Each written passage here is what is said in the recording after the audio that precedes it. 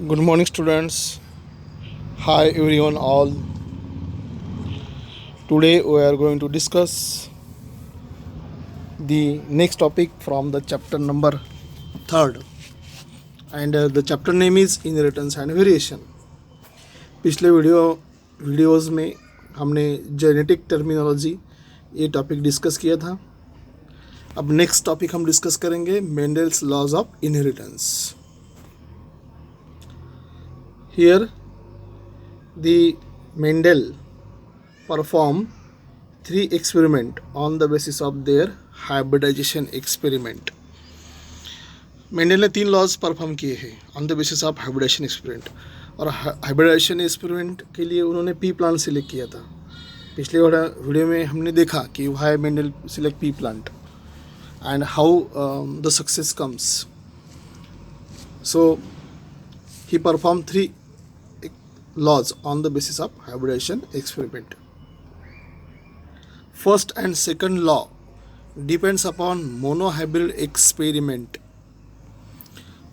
Mendel's law जो पहले 2 law है, law of dominance and law of segregation, वो मोनोहाइब्रिड एक्सपेरिमेंट पर डिपेंड है, मोनोहाइब्रिड क्रॉस पर डिपेंड है. whereas the third law that is law of independent assortment that depends upon dihybrid experiment or dihybrid cross. So first of all let us discuss monohybrid cross. तो सबसे पहले हम देखेंगे monohybrid cross. monohybrid cross किसे कहेंगे? The cross between two pure parents. The cross occurs between two pure parents differing in single pair of contrasting character is called monohybrid cross. Monohybrid cross जो रहता है वो 2 पेरेंट्स में होता है, लेकिन उसमें single pair of contrasting character लेते हैं. हमने जो 7 pairs of contrasting character discuss किए हैं उसमें से कोई भी एक single pair of contrasting character हम लेके मोनोहाइब्रिड क्रॉस कंप्लीट कर सकते हैं. Example, monohybrid cross occurs between pure tall and pure dwarf pea plant. So example देखेंगे. सबसे पहले यहाँ पे दिया हुआ है pure tall cross with pure dwarf, है ना. तो इसको हम कहेंगे पेरेंट्स और फिनोटाइप्स, क्योंकि यहाँ पे हाइट दी हुई है, height of the plant, pure height, dwarf height. So pure tall, dwarf, pure dwarf. Genotype लिए प्योर टॉल के लिए कैपिटल टी, डॉर्फ के लिए स्मॉल टी. फिर आगे क्या करेंगे, हम उसमें से गैमेट सेपरेट करते हैं. तो इसमें से कॉमन निकालो कैपिटल टी, इसमें से small T. Then crossing occurs between capital T and small T. So there is formation of capital T small T, means hybrid tall P plant. So ये hybrid tall P plant जो है ये F1 generation की variety है. तो यहाँ पे hybrid tall P plant बनता है. उसके बाद ये जो हाइब्रिड टॉल पी प्लांट है उसमें सेल्फिंग करते हैं. सेल्फिंग मीन्स ये जो F1 जनरेशन की प्रोजेनी है, जैसे हाइब्रिड टॉल है, तो उसमें ही सेल्फिंग करना है. तो हम क्या करेंगे, इधर capital T small T cross with capital T small T ये लेंगे. उसके बाद उसमें से कैपिटल टी स्मॉल टी ये गैमेट यहाँ से निकलेंगे और यहाँ से भी capital T small T gamete निकलेंगे. फिर ये जो प्रोजेनी है इसको हम क्रॉस करेंगे. तो क्रॉस करने के लिए डायरेक्ट भी क्रॉस कर सकते हैं. यहाँ पे जो बोर्ड दिया हुआ है उसे हम कहेंगे चेकर बोर्ड या पनेट स्क्वायर, ये भी यूज़ कर सकते हैं. ये यूज़ करने के बाद हमें F2 जनरेशन की वैरायटी मिलेगी. तो यहाँ पे जैसे हम देख रहे हैं कि मेल गैमेट्स यहाँ पे और फीमेल गैमेट्स यहाँ पे. तो इधर कैपिटल टी स्मॉल टी लिया हुआ है और इधर कैपिटल टी स्मॉल टी लिया है. अब हम क्या करेंगे, here capital T there is formation of capital T, यहाँ पे कैपिटल टी स्मॉल टी, यहाँ पे कैपिटल टी स्मॉल टी और यहाँ पे स्मॉल टी. तो ऐसे 4 ऑप्शन या 4 वेराइटीज़ यहाँ पे फॉर्म होगी F2 जनरेशन में. तो हम देखेंगे इस हिसाब से हम फिनोटिपिक एंड जीनोटिपिक रेशियो कैसे निकालते हैं. तो हमें यहाँ पे देखना है कि कैपिटल टी टॉल है, कैपिटल टी स्मॉल टी ये भी टॉल है. सिर्फ स्मॉल टी ये डॉर्फ प्लांट है. सो रेशो निकालने के लिए हम क्या करेंगे, how many tall is to how many dwarf. So tall is 3 and dwarf is 1. So ratio is 3:1. ये हो गया फिनोटाइपिक रेशियो. और ये फिनोटाइपिक रेशियो हमने कहाँ से निकाला? तो फिनोटाइप से निकाला, हमने जो पेरेंट यूज़ किए थे. जीनोटाइप रेशियो निकालने के लिए हम क्या करेंगे? कैपिटल टी कितने, कैपिटल टी कितने और स्मॉल टी कितने, तो वो आते हैं 1:2:1. तो ये हो गया उसका जीनोटाइपिक रेशियो. अब ये जो एक्सपेरिमेंट है, या इसे हम कहेंगे मोनोहाइब्रिड क्रॉस, सो इसके ऊपर मेंडल्स ने 2 लॉज परफॉर्म किए हैं, वो हम डिस्कस करेंगे. So first law of dominance. First law से हम कहेंगे law of dominance. Law of dominance states that in a cross between two homozygous organisms differing in single pair of contrasting character, the character which is expressed in F1 generation is called dominant, and the character does not express is called as suppressed or recessive characters. तो यहाँ पे एक chart दिया हुआ है, इसमें हमने लिया हुआ है pure tall cross with pure dwarf.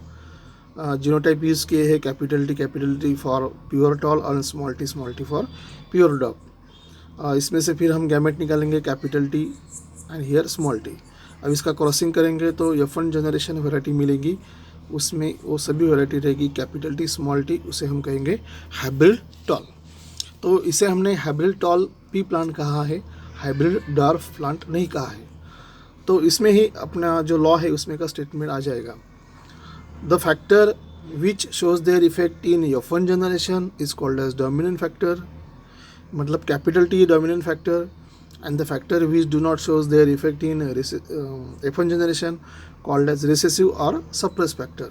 तो यहाँ पे small t जो है वो recessive factor है, इसका इफेक्ट F1 जनरेशन में नहीं दिखेगा, उसका इफेक्ट दिखेगा F2 जनरेशन में. So that is the law of dominance. अभी हमने ये जो एक्सप्लेन किया है यही पॉइंट यहाँ पे दिए हुए हैं. सो ये जो मेंडल्स फर्स्ट लॉ है, लॉ ऑफ डोमिनेंस, इसमें the factor which shows their effect in F1 generation called dominant factor, and the factor which do not shows their effect in F1 generation is called recessive factor. यही इसका statement है. Then second law discuss करेंगे हम.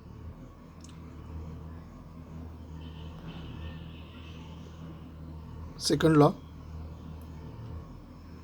Of segregation, या हम इसे कहेंगे law of purity of gametes. Law of segregation या law of purity of gametes, ये दोनों नाम से जाना जाता है. क्वेश्चन आ सकता है 2 मार्क्स के लिए. State and explain Mendel second law of inheritance. So सबसे पहले लॉ ऑफ सेग्रीगेशन, इसमें डेफिनेशन जो है यहाँ पे दिया है स्टेटमेंट, वो हम बाद में देखेंगे. पहले हमने देखना है कि लॉ ऑफ सेग्रीगेशन ये मेंडल का सेकंड लॉ है. This law also depends upon the Mendel's monohybrid experiment. ये लॉ भी मेंडल्स के मोनोहाइब्रिड एक्सपेरिमेंट पर डिपेंड है. अब यहाँ पे एक्सप्लेनेशन में देखना है, ईच ऑर्गेनिज्म हैज़ 2 फैक्टर. हर एक ऑर्गेनिज्म में 2 फैक्टर रहते हैं. Each trait in its diploid cells and the factor segregate during the formation of gametes. 2 factor रहते हैं. Second statement, each gamete then contain only 1 factor from each pair of factor and are pure for given trait. मतलब यहाँ पे dominant factor और recessive factor जो हमने अभी discuss किया. सो हर एक ऑर्गेनिज्म में डोमिनेंट और रेसेसिव फैक्टर रहते हैं और डिप्लॉयड सेल्स में उसमें से कुछ फैक्टर जो है वो गैमेट फॉर्म करेंगे या कुछ गैमेट उसमें रहते हैं.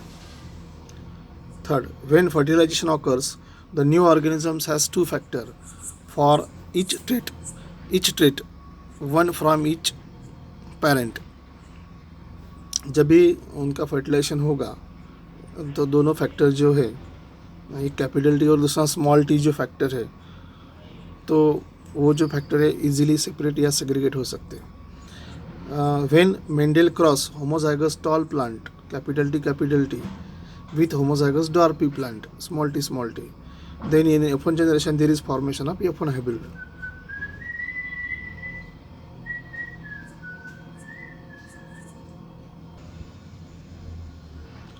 सो यहाँ पे एग्जांपल दिया है pure tall cross with pure dwarf, pure tall cross with pure dwarf. ये है phenotype. Genotype capital T here, dwarf के लिए स्मॉल टी। गैमेट्स सेपरेट करेंगे, capital T from this, small T from this. In F1 generation there is formation of hybrid tall, capital T small t means hybrid tall varieties are formed. So then after that hybrid variety जो है इसमें हम selfing करेंगे, जिसमें capital T small T cross with capital T small T. Gamete निकालेंगे capital T small T here, capital T small T. अब यहाँ पे हमने देखना है कि जैसे ये जो हाइब्रिड टॉल ऑफस्प्रिंग यहाँ पे F1 जनरेशन में फॉर्म होते हैं, तो उसमें से वन कैपिटल टी फैक्टर अलग होता है और अदर स्मॉल टी फैक्टर अलग होता है। सो अब स्टेटमेंट देखेंगे। Law of segregation state that members of allelic pair in a hybrid remain together, means this two gametes are remain together in F1 generation without mixing with each other and separate और segregate during the gamete formation. और ये जो character है they are remain together without mixing with each other and separate and segregate at the time of gametogenesis. और ये जो factor है वो गैमेटोजेनेसिस के टाइम इजीली सेपरेट होते हैं या सेग्रीगेट होते हैं, ऐसा इसका मीनिंग है। So that is nothing but law of segregation. और इस लॉ में प्योर गैमेट्स बनते हैं, जैसे ये कैपिटल टी यहाँ से small T, so that are pure gametes. Hence this law is also called as law of purity of gametes. Then third law हम डिस्कस करेंगे, Mendel's third law of independent assortment. Law of independent assortment depends on dihybrid experiment. ये जो law है वो law dihybrid experiment पर depend है। For that purpose Mendel cross two varieties for the explanation of independent assortment. Mendel cross pure yellow round variety cross with pure green wrinkle varieties. आगे chart दिया है उसमें हम देखेंगे। A cross between two pure parents differing in two pairs of contrasting characters is called dihybrid cross. Dihybrid cross की definition हमने already ली हुई है। इसमें क्या है, cross occurs between two parents differing in two pairs of contrasting character. यहाँ पे two pairs of contrasting character लेके हम डायहाइब्रिड क्रॉस डिस्कस करेंगे। In F1 generation all the varieties are hybrid yellow round. F1 generation में जो variety आएगी वो सभी येलो राउंड आएगी। Yellow round means capital Y, capital R, small are, like that. But in F2 generation total 16 offsprings are form, क्योंकि यहाँ पे 16 offspring तैयार होती है। They shows different phenotypic and genotypic ratio, so it has different phenotypic ratio as well as genotypic ratio, वो भी हम देखेंगे। सो पहले हम देखेंगे क्रॉस। यहाँ पे दिया है फिनोटाइप दिया है pure yellow round cross with pure green wrinkle. Genotype capital Y, capital R for yellow round and small Y, small R for green wrinkle. इसमें से गैमेट सेपरेट करेंगे, कैपिटल वाई, कैपिटल आर एक common लेना है और इसमें से भी स्मॉल वाई, स्मॉल आर। अब इसमें हम क्या करेंगे, दोनों का क्रॉसिंग करेंगे। In F2 generation there is formation of capital Y, capital R, small R, so that is hybrid yellow round variety. यह हाइब्रिड येलो राउंड वेराइटी है। अब ये हाइब्रिड येलो राउंड वेराइटी यहाँ पे F1 जनरेशन में मिली है। तो F1 जनरेशन में हमें ये हाइब्रिड येलो राउंड वेराइटी मिली है। अब इसमें हम क्या करेंगे, हमेशा की तरह सेल्फिंग ऑफ F1 जनरेशन। तो क्या करना है, capital Y, capital R, small R, इसको क्रॉस करना है capital Y, capital R, small R के साथ। तो सबसे पहले हम क्या करेंगे, इसके गैमेट निकालेंगे। तो इसमें से गैमेट निकालेंगे capital Y, capital R, small Y, capital R and small Y, small R. जैसे यहाँ पे है वैसे ही यहाँ पे मिलेंगे। अब हम इसको F2 जनरेशन की वैरायटी निकालनी है तो चेकर बोर्ड पर लेंगे। तो चेकर बोर्ड पर हमने क्या किया, capital Y capital R, capital Y small Y capital R, small Y small R, ऐसे ये साइड से भी लिया और ये साइड से लिया। तो हमें यहाँ पे मिलेगी टोटल ये 4 4 यानी 16 ऑफस्प्रिंग हमें मिलेगी। तो इसमें से फिनोटाइपिक रेशियो क्या बनेगा, 9 yellow round, 3 green round, 3 green wrinkle and 1 green, 9 yellow round, 3 green round, 3 green wrinkle, नहीं यहाँ पे थोड़ा गलत दिया है, येलो राउंड, हाँ ये yellow round 9, yellow wrinkle 3, green round 3 and green wrinkle 1. So their phenotypic ratio is 9:3:3:1.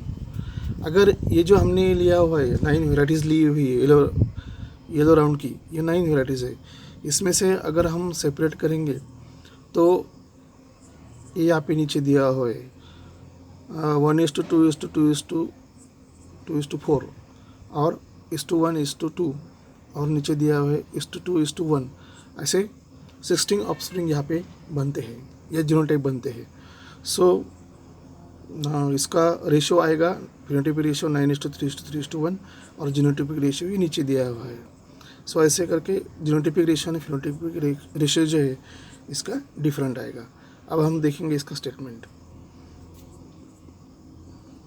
When 2 parents differing from each other, जब हम 2 डिफरेंट पेरेंट लेते हैं वो डिफरिंग फ्रॉम ईच अदर रहता है, इन 2 और more pairs of contrasting characters are cross, जैसे हमने अभी देखा homozygous yellow round cross with the green wrinkle tree plant, उसमें दोनों में क्रॉस किया हमने।